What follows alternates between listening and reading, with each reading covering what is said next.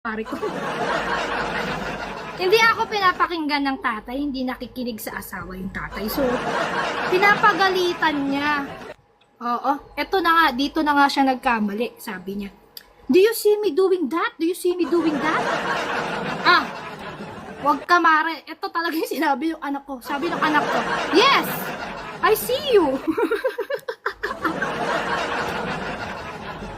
Sabi, what did you see me doing? You're playing with your potato. Sabi, when? Sunday. Tawa talaga. Grabe talaga yung tawa kasi meron pa siya talagang date. Sunday pa talaga. Pero nung sinabi niyang Sunday, kinabahan kami mag-asawa, nagkatitigan kami. Kasi kinakabahan kami, baka may iba pa siyang nakita, mga. Ay, nakakatawa talaga yung kwento. Sabi ko, kukwento ko. Sabi ko,